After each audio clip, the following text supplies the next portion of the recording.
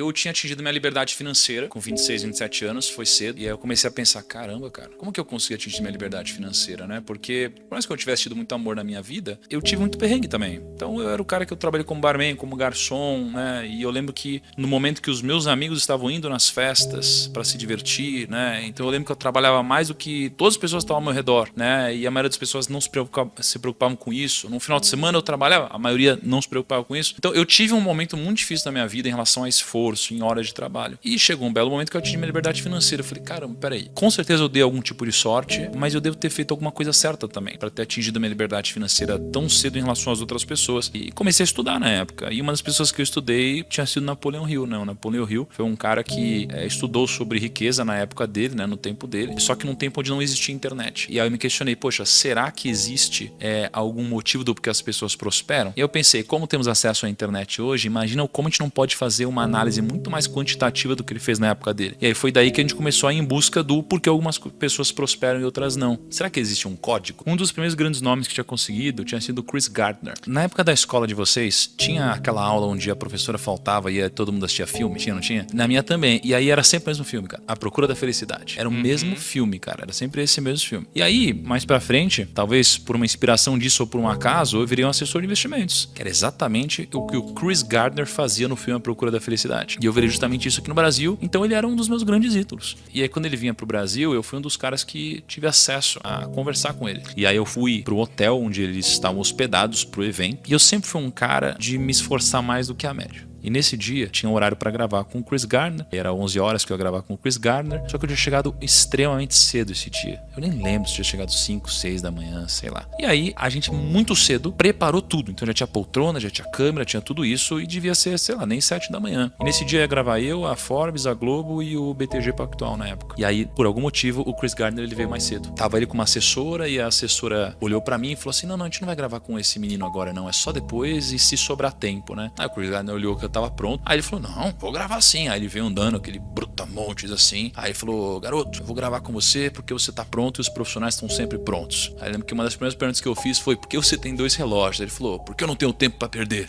E foi muito legal. Acho que o principal insight que eu tive dele foi, there is no plan B, né? Não tem plano B. E todas as pessoas que eu conheço que de fato ficaram muito grandes, elas não ficaram grandes diversificando, elas ficaram grandes com uma grande porrada. Então pega todos os empreendedores, eles ficaram grandes com um grande empreendimento que deu certo, e não vários. O que eu percebi é que as pessoas, elas não devem diversificar o seu trabalho, mas devem diversificar o seu patrimônio, que são coisas diferentes. Isso. Os judeus, eles têm uma passagem que é a passagem de quando eles ensinam como investir o capital. E aí eu decidi me aprofundar nisso. E aí eu liguei hoje pro Rabino Dudu, e aí ele pegou a Torá, e ele abriu lá. Cara, é uma loucura, assim. E aí ele começou a interpretar pra mim tudo isso, e os judeus, eles representam 0,2% da população, e eles têm eles têm quase 1,5% da riqueza mundial. Então assim, eles são muito ricos por cabeça, mais do que qualquer outra religião, né? E tem algum motivo do porquê eles são muito ricos. Quando a gente foi estudar os princípios, né, judaicos, pensa que os judeus, eles acreditam, né, que os primeiros 5 livros da Bíblia são o Pentateuco, e aí, além disso, você tem a Talmud, que é uma coletânea, né, de livros que falam sobre lei, ética, moral e etc. Um desses livros tem um capítulo específico onde conta-se uma história. E nessa história é muito interessante que diz o seguinte, eles estão falando sobre leis. Estava escrito o seguinte, se você deixa um dinheiro seu na mão de alguém para cuidar, e essa pessoa perde o dinheiro que você deixou na mão dessa pessoa para cuidar, essa pessoa, ela está certa ou errada em ter perdido o seu dinheiro? Tá? Então, olha que interessante. O livro fala que depende. Ele diz assim, ó, se eu deixei meu dinheiro com você e você foi negligente, então se você pegou o dinheiro e você deixou na mão de uma criança, ou você pegou, amarrou, jogou para trás aqui, e você perdeu o dinheiro, você é o culpado. Então alguma coisa ruim tem que acontecer com você. Se você pegou esse dinheiro e você guardou da forma correta, mas alguém veio e te assaltou, você não é culpado. Se você fez tudo certo e você foi roubado, aí você não é culpado, tá? É isso que tá escrito lá. Só que aí, ele diz o seguinte, poxa, mas eu poderia ter dado esse dinheiro para uma criança. Em outras palavras, ele está dizendo assim, você poderia ter sido negligente. Mas o que mais eu poderia ter feito? Aí o rabino responde para ele, você poderia ter amarrado esse dinheiro na sua mão. Aí fala, amarrado esse dinheiro na sua mão? E aí depois ele explica o que é amarrar o dinheiro na sua mão. Ele diz, amarrar o dinheiro na sua mão seria como você pegar 1/3 do seu patrimônio e você enterrar embaixo da terra. 1/3 do seu patrimônio e você investir em negócios. E 1/3 do seu patrimônio e deixar deixar esse dinheiro não, e deixar essas posses abaixo da sua mão. Então ele diz, basicamente, que para o seu capital, você deveria diversificá-lo dessas 3 formas: terras, negócios e posses que estejam abaixo da sua mão. Ou seja, real estate,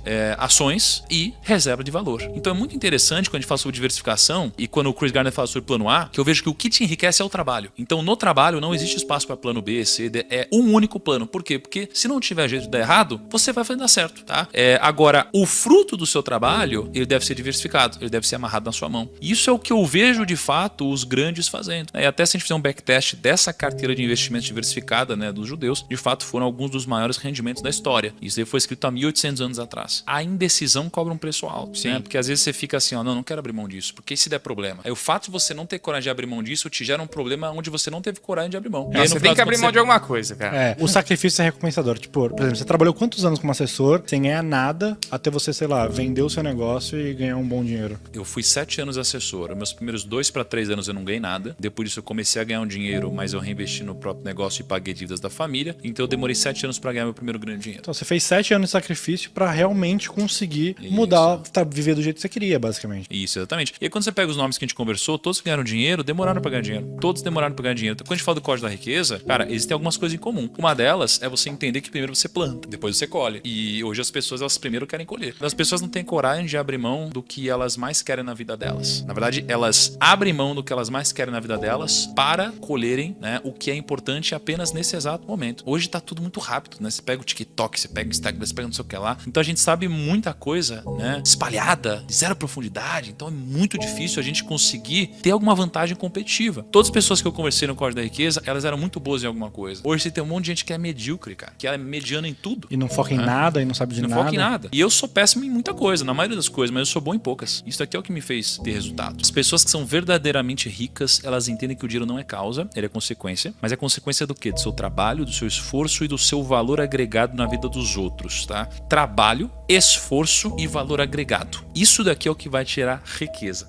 Trabalho, esforço e valor agregado. Por que trabalho? Porque o trabalho, ele tem a ver com você multiplicar algo que você é bom, não algo que você é ruim, né? O trabalho é diferente do emprego. O trabalho é você multiplicar algo que já está dentro de você, algo que você já desenvolveu, algo que você é melhor do que os outros. Quando você desenvolve algo que você é pior do que os outros, você provavelmente não vai conseguir resolver a equação da riqueza, porque vai ter muita gente melhor do que você se esforçando no mesmo grau que você está se esforçando. Então você não vai ter nenhum diferencial, vai ser difícil você construir algo que ninguém mais construiu. Então é importante você entender onde você é bom e você trabalhar isso, porque é isso que vai te dar vantagem competitiva. Mas o ambiente, ele nos prepara para geralmente fazer o quê? Multiplicar o que a gente é ruim, esforçar onde a gente é ruim, passar tempo onde a gente é ruim. A escola faz isso com a gente. Nossa. A escola faz a gente ficar lá repete ano, até você entender química. Pô, cara, imagina o seguinte, olha que bizarro. Você é um cara que odeia química. Você pode usar química se você for por uma linha importante, né, da sua vida que use química, mas na maioria das vezes não. Você já decidiu que você não vai usar química, você só vai usar, sei lá, uma coisa que não tem nada a ver com química. E aí a escola te repete 2 anos, te faz passar 2 anos, te faz perder 2 anos na sua vida porque você, por algum motivo, era extremamente talentoso em, sei lá, em português e horrível em química. E a vida, ela não vai te premiar pelo que você é horrível, vai te premiar só pelo que você é bom. Você vai contratar alguém pro seu time que é incrível em algo que ela faz, e não uma pessoa que é horrível. Então, trabalho é multiplicar onde você já é bom, o que você tem. Depois, o seu esforço. O seu esforço, porque, cara, você pode ser extremamente talentoso em alguma coisa, né? Mas se você não se esforçar nisso...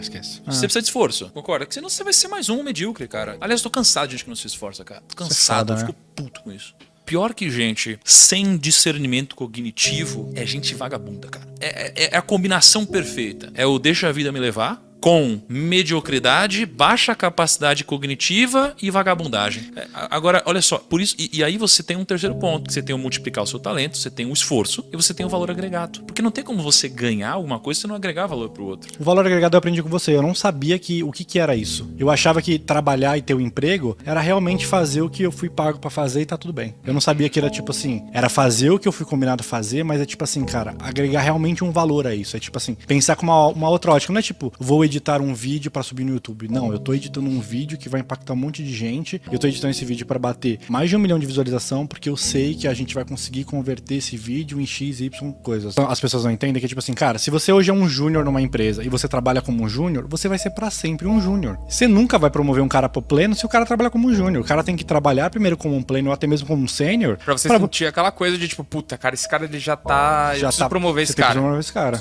Não dá pra não promover esse cara, né? Exatamente. tem que chegar nessa parada. E aí eu tava com o Jeffrey Myron, eu falei assim, Jeffrey, o que é riqueza pra você? E aí ele falou assim, tem 3 tipos de definições pra riqueza. Aí ele falou assim, ó, a primeira é a riqueza financeira. Mas não é a única definição, mas é a primeira definição. A riqueza financeira é ter um patrimônio bacana que você construiu ao longo da sua vida. Então, mas você tem também a riqueza humana, que é o conhecimento que temos como indivíduo e a nossa capacidade de transmitir isso para outras pessoas, criando relações entre si. Isso é riqueza também. E a terceira riqueza é a riqueza vital, que ele diz que é basicamente a saúde, porque sem ela, as outras duas não fazem sentido nenhum. Então não adianta nada ter só a riqueza financeira se eu não tiver a riqueza vital. Não adianta nada ter riqueza financeira e a vital se eu não tiver a riqueza humana, porque vai me faltar alguma coisa. Você sabe como nasceu a previdência privada? A gente tem a previdência privada e a previdência social. A previdência social, né? Lá atrás, lá no exército romano, eles criaram um formato onde eles pegavam 2/7 do salário dos soldados romanos. E aí eles convertiam isso daqui no futuro em benefícios para eles. E aí depois dá um pedaço de terra para os romanos. Aí mais para frente, na Prússia, eles, lá em 1883, se eu não me engano, com Otto von Bismarck,